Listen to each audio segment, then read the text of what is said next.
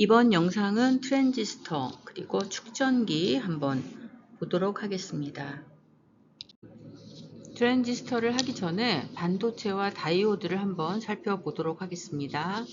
자, 반도체는 순수 반도체와 그리고 불순물 반도체로 나뉘게 됩니다.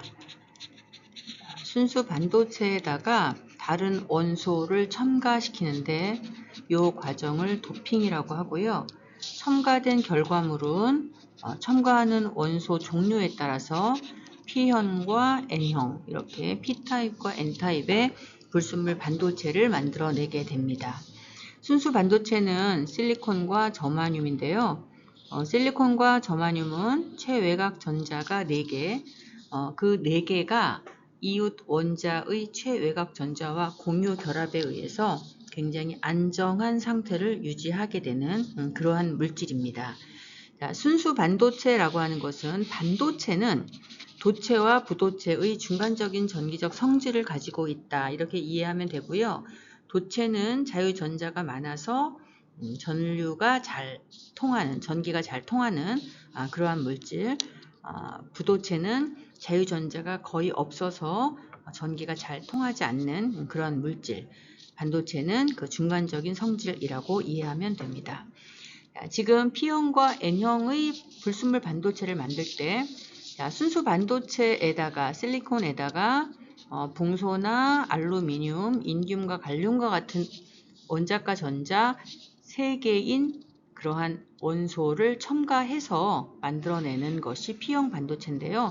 여기에는 이렇게 전자가 들어갈 수 있는 공간, 양공이라고 불리우는 공간이 생김으로 인해서 전자의 이동, 그래서 전기적 특성을 나타낼 수 있는 상태가 되고요. 또 인이나 비소, 또 안티모니와 같은 물질을 첨가하면 이렇게 최외곽 전자 5개이기 때문에 남는 전자가 생기게 됩니다. 이러한 전자에 의해서 전하가 이동하게 되고 전류가 흐르는 특징을 나타내게 되는 거죠. 전자가 많아서 전자가 전하를 운반하게 되는 이러한 타입을 N형 반도체라고 하고요. 양공이 전하를 운반하는 그러한 역할을 한다 하는 경우를 우리가 P형 반도체라고 합니다. 이렇게 P형 반도체와 N형 반도체를 이렇게 접합을 시키면 N형 반도체에서 전자가 확산에 의해서 일부 P형 반도체 쪽으로 이동하고 요 접합면에서 반대로 이쪽이 플러스, 이쪽이 마이너스, 이런 전기장 형성에 의해서 전자의 이동이 더 이상 일어나지 않는 그런 평형 상태를 유지하게 되는데, 여기에다가 이렇게 플러스 극과 마이너스 극, 즉 전압을 걸어주는데 P형 반도체에는 플러스 쪽을, N형 반도체에는 마이너스 극을 연결해서 이렇게 회로를 구성하게 되면 N형 반도체에 있는 전자가 플러스 쪽으로 이동을 하게 되죠. 물론 이 사이에 장벽을 뛰어넘을 만큼의 크기, 전압을 걸어줘야 되겠죠. 전자가 이렇게 이동하게 되면서 전자의 이동이 일어나고 전자의 이동 방향과 반대 방향으로 전류가 흐르게 됩니다. 자, 이와 같은 상황을 우리는 순방향 바이어스, 순방향 전압을 걸어 주었을 때 나타나게 되고요. 반대로 N형 반도체에다가는 플러스 극을, P형 반도체에다가는 마이너스 극, 반대로 전압을 걸어주게 되면 이러한 방향을 걸었을 때 우리가 역방향 전압을 걸어준다, 이렇게 표현을 하거든요. 이때는 전자는 P형 반도체 쪽이 아닌 이렇게 플러스 전원 쪽으로, 양공은 마이너스 극 쪽으로 이동하게 되기 때문에 중간에 결핍층 또는 공핍층이 커지게 돼서 전류가 흐르지 않게 됩니다. 다시 말해서 다이오드는 전압을 어떤 방법으로 연결해 두느냐에 따라서 전류를 흐르게도 흐르지도 않게 해주는 그러한 역할을 하게 되는데, 이러한 특성을 이용해서 다이오드가 하는 역할은 정류작용을 목적으로 사용합니다. 정류작용이라고 하는 것은 교류 전류를 직류로 바꾸어주는 그러한 작용을 정류작용이라고 하고, 다이오드가 갖는 특징에 의해서 이러한 작용을 우리는 이용하게 됩니다.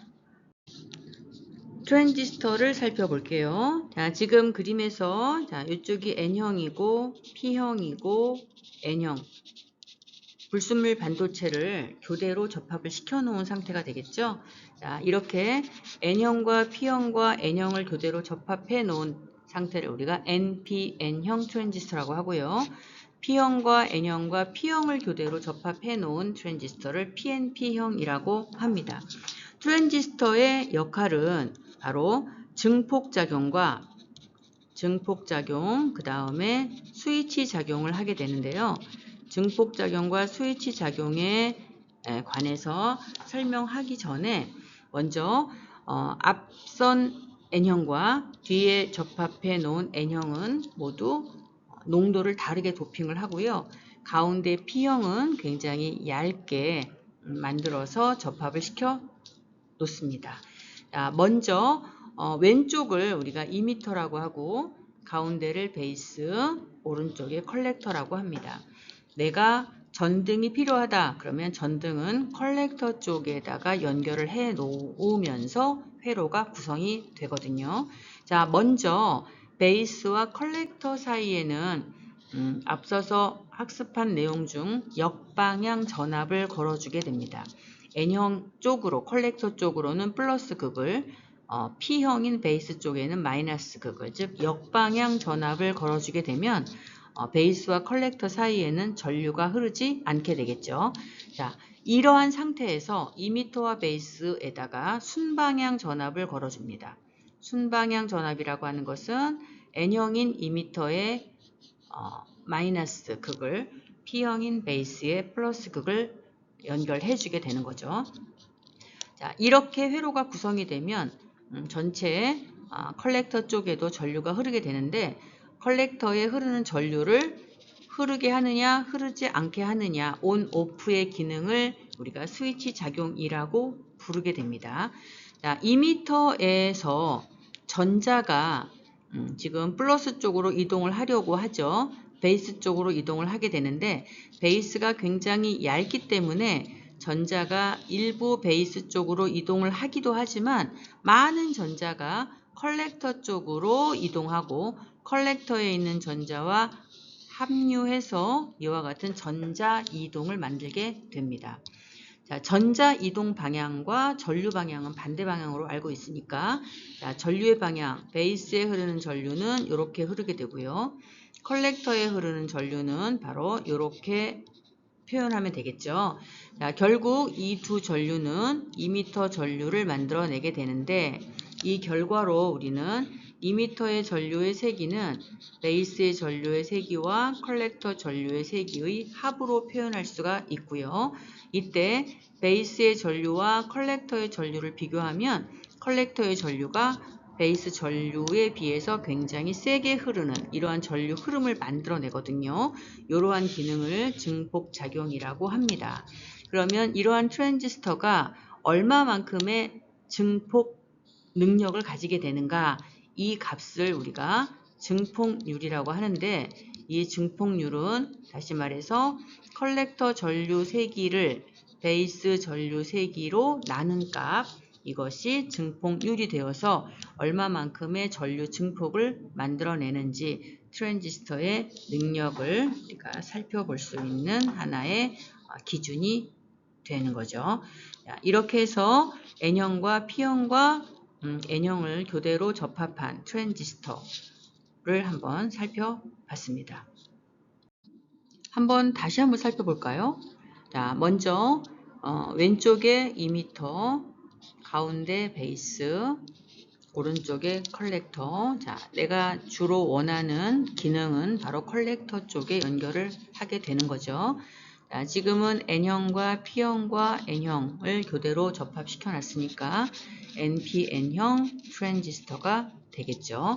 자, 베이스와 컬렉터 사이에는 역방향 전압을 걸어 놓기 때문에 전류가 흐르지 않는데, 여기에다가 이미터와 베이스에 전압을 가해 줌으로 인해서 트랜지스터가 스위치 작용이나 증폭 작용을 할 수 있다. 이렇게 이해하면 되겠죠?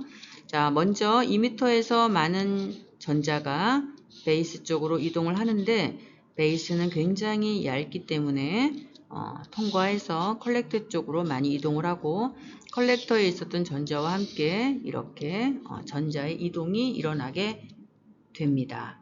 자, 이때 우리는 이렇게 흐르는 베이스 전류와 이렇게 흐르는 컬렉터 전류와 그리고 이미터를 흐르는 이미터 전류의 사이에 어떤 관계가 성립하느냐 하면 이미터의 전류는 베이스 전류와 컬렉터 전류의 합인데 이때 베이스 쪽으로는 전류가 아주 약하게 흐르지만 컬렉터 쪽으로 전류가 세게 흐르고 컬렉터의 전류 세기를 베이스 전류의 세기로 나누어 주면 이게 바로 이 트랜지스터의 기능 중에 증폭작용, 즉 얼마의 증폭률을 가지는 트랜지스터인가를 결정한다 라고 이야기를 했습니다. 그래서 트랜지스터는 구조 그리고 스위치 작용, 증폭 작용을 간단하게 한번 더 확인을 했어요. 축전기를 살펴볼게요. 축전기는 그야말로 전하를 저축해 놓는다 이런 뜻이에요. 그래서 전하를 모아두는 장치인데 전하를 모으는 궁극적인 이유는 바로 전기 에너지를 저장하고 있다가 내가 필요할 때 쓰게 된다 이런 말이죠.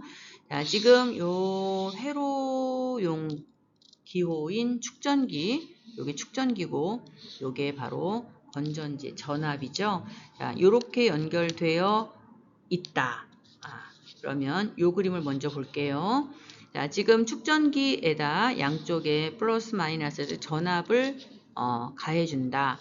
그러면 지금은 회로가 연결이 안 되어 있으니까 아무 일 일어나지 않지만 내가 회로의 스위치를 닫았다. 그러면 오른쪽에 플러스 전하가 한 개 모이면 왼쪽에 마이너스 전하, 오른쪽에 플러스 전하, 마이너스 전하, 플러스 전하, 마이너스 전하. 자, 이렇게 했을 때 이 축전기가 전하가 꽉 찼다. 그런데 보니까 이쪽에는 플러스 Q쿨롱의 전하가 오른쪽에는 마이너스 Q쿨롱의 전하가 모여져 있더라. 그러면 이 축전기에 저장된 전하량은 EQ가 아니라 Q쿨롱이다. 이렇게 이야기를 하고요. 자, 이번에는 다 충전이 되어 있는 상태에서 전하가 다 모아진 상태에서 건전지를 제거하고 내가 전구를 연결한 후에 스위치를 닫으면 아까 여기가 플러스 전하가 여기 마이너스 전하가 모아져 있다고 했죠. 그러니까 마치 이 축전기가 건전지인 것처럼 플러스에서 마이너스 방향으로 전류가 만들어지게 됩니다. 전류가 흐르게 됩니다. 그래서 전구에 불이 들어오게 되는 거죠. 그래서 첫 번째 이 경우를 축전기에 전하를 모으는 과정을 충전이라고 하고요. 모아 놓았던 전하를 이용해서 전기 에너지를 사용하는 이 과정을 방전이라고 이해하면 됩니다. 전하, 즉 전기 에너지를 저축해 놓기 위한 축전기는 그러면 얼마만큼의 에너지를 저장할 수 있는지, 얼마만큼의 전하를 모을 수 있는지 그 능력을 우리가 전기 용량이라고 합니다. 축전기의 전하를 저장할 수 있는 능력을 전기 용량이라고 하고 물리량은 C로 표현을 하고요. 그 전기 용량의 단위 페럿이라는 단위를 사용합니다. 자, 전하량은 요건 축전기에 저장되어 있는 전하량이 되겠죠. 그리고 요 C는 지금 축전기의 전기 용량, 즉 능력, 전하를 담을 수 있는 그릇의 크기라고 생각하면 되고요. 요 V는 그 축전기에 연결해 준 전압이 되겠죠. 당연히 용량이 클수록 그 다음에 큰 전압을 연결할수록 축전기에는 많은 양의 전하를 저장할 수 있고 많은 양의 전하를 저장할 수 있다는 얘기는 곧 전기 에너지가 많이 저장되어 있다 이런 뜻이기도 합니다. 자, 여기에서 전기 용량은 이렇게 표현이 되거든요. 이렇게 표현이 되는데 여기서 S는 바로 이렇게 금속판으로 만들어진 평행판 축전기의 넓이가 됩니다. 넓이, 면적이 되겠죠. 면적이 넓으면 넓을수록 이거 도체니까 전하를 많이 담을 수 있겠고, D라고 하는 것은 바로 평행판 축전기의 경우 금속판 사이 거리가 되겠습니다. 거리가 가까울수록 플러스 전하와 마이너스 전하가 서로를 당기는 인력이 커지게 되기 때문에 전하를 꽉 붙잡고 있을 수 있겠죠. 그래서 거리가 가까울수록 그 다음에 넓이가 넓을수록 전하를 많이 저장할 수 있다. 자, 그리고 여기 있는 요 입실론이라고 읽는 요것은 바로 유전율이라고 부릅니다. 유전율이라고 부르는데 이 유전율은 평행판, 금속판 사이에 어떤 물질을 넣느냐에 따라서 전하의 저장 양을 늘릴 수가 있거든요. 그래서 이러한 유전율, 어떤 물질을 넣어서 만드느냐, 그 다음에 얼마만큼의 넓이, 또 간격이 얼마냐에 따라서 능력, 즉 전하를 저장할 수 있는 그러한 크기가 정해지게 됩니다. 축전기는 전하를 저장함으로써 전기 에너지를 저장하는 이러한 장치라고 이야기를 했었죠. 그러면 축전기에 저장되는 전기 에너지의 양은 전하를 모으는 데 공급한 에너지이기 때문에 이 양은 우리가 앞서서 배운 전기 에너지의 공식에서 W는 QV라는 공식 기억하고 있죠.